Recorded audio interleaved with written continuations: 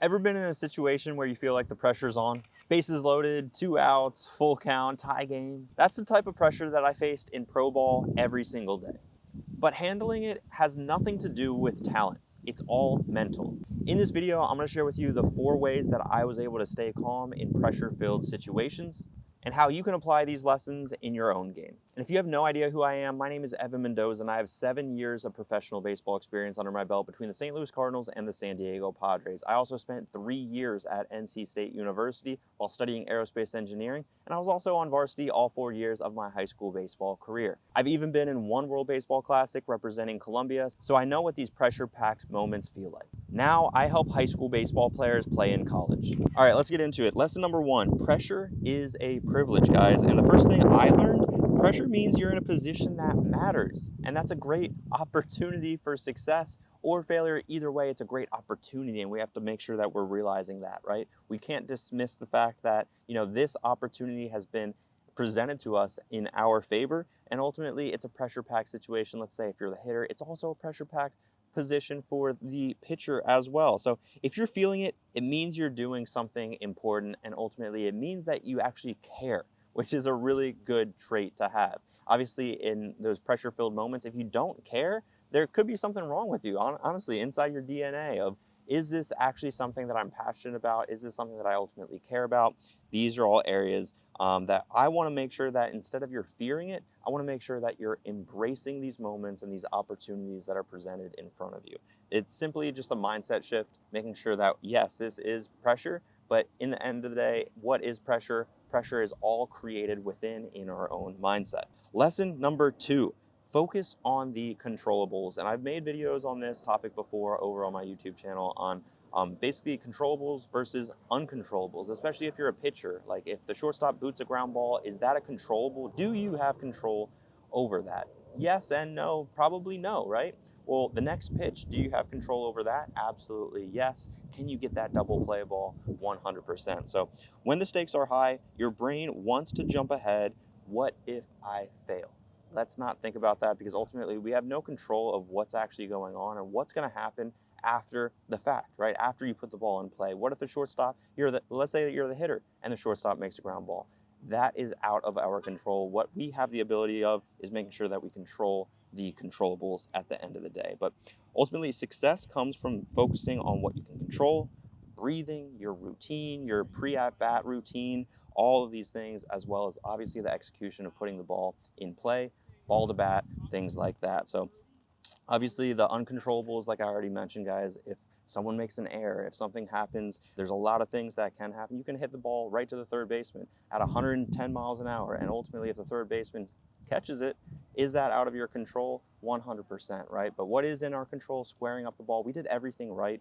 Sometimes the game just doesn't reward us. So these are all areas that obviously throughout my experience, I've been able to square up a ball right to the third baseman, and guess what? He catches it in the middle of, let's say, a slump where I haven't gotten a base hit for 3 games.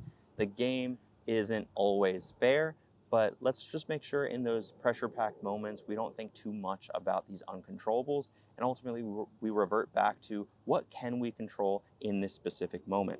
Now, lesson 3, slow down the game. My dad would always tell me, let the game come to me. And it's great advice, honestly, because a lot of the times we want to chase the game. We want to, go grab the game, when in reality, we need to let the game come to us. So that way we're not chasing anything, right? So the best players don't let the moment speed up on them. They take deep breaths, they visualize the routines to stay locked in.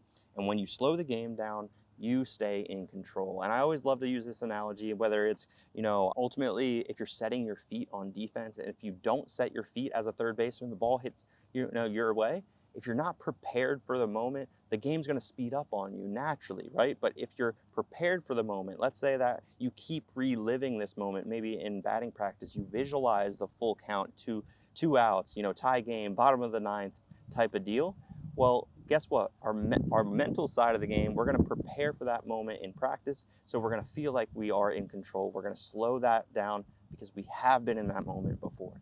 So one huge area as far as slowing the game down, breathing, guys. Especially it's a big at bat or it's a big pitch you're about to throw on the mound.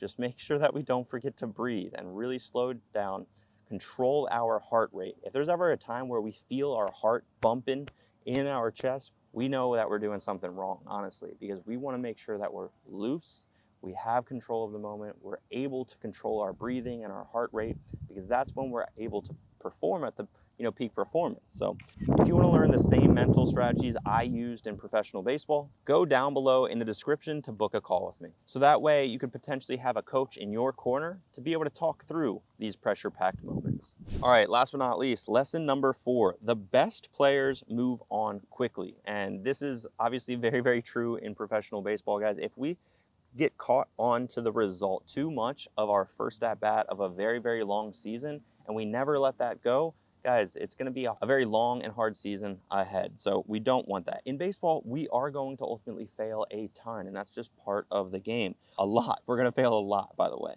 What separates good players from the great ones? Well, their ability to hit that reset button, whether they go 0 for 4 the game before, or simply if they just don't get a base hit the at bat before, or if they simply just take the fastball right down the middle on the first pitch of the at bat. You can't let these small little events dictate the entire season or your entire journey in the game of baseball and how you mentally prepare for the next pitch that comes ultimately.